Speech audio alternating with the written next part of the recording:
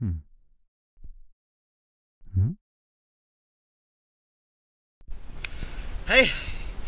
jeg heter Fille. Jeg løt ned I Fugtløtene, kom fra Sore. Hej, jeg heter Elsa, og jeg nu Ørlasund. Hej, alle ungdomar I Førjun. Jeg har vært minst 24 elever og Nesvik. Jeg hadde vært kveldens level så jeg kunde. Jeg begynte som en unger tannharengur. Jeg vil bare fortelle dere hvor at vi skulle fære og leve I Nesvik sommer. Til jeg kommer til en nytt far. Man kommer I et rom fullt av imskon øron ungdom. Det 2 personer som jeg har lært å kjenne. Og som han hever I Ever. Kola vet jeg at det første hele vik og et vikskifte av level. Så faktisk sånn jeg, du opplever sånn jeg. Spølene og kappingene låsanskvøld med teiro.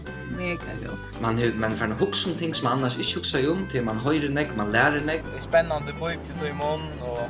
Taler helt utrolig gode. Altså, lever har finnes med et hugsa. Lever har finnes med til å sette spornartetjen de imens ting som man høyrer og lærer. Jeg har alltid utrolig djevant at skulle synge sammen. Låsanskvøld med teiro. Mega god. Og så kommer jeg høyre vitsbora for øren mennesker som opplever hva han gjør.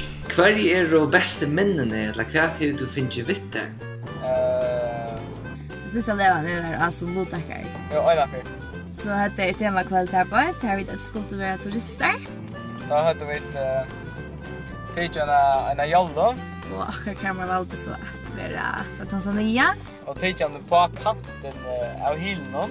Så vi så akkurat så ser det ut. Och så då en touch fast på jollo. Det var mega skräck. Skraja vid doman och I hillen.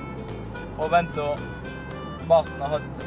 Ett som det har gått till att Kanske ett det stuttligaste jag aldrig själv det att man ska ju alltid runda syrja fyra få lejarna. Det är så hyggligt. Det är det bästa. så var man också ju hoppa I hilen och man sväm och så sparkar man bolt och så klättrar man spelplatsen. Särskilt hemma för den för vi på det så att benen vi kommer ut och så.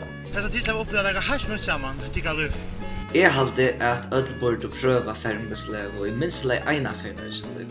Det är ett upplevelseförlöjve. Det är super upplevt. Och det viktigaste som I livet nu. Det är bara fantastiskt. Komma att känna och frälsare.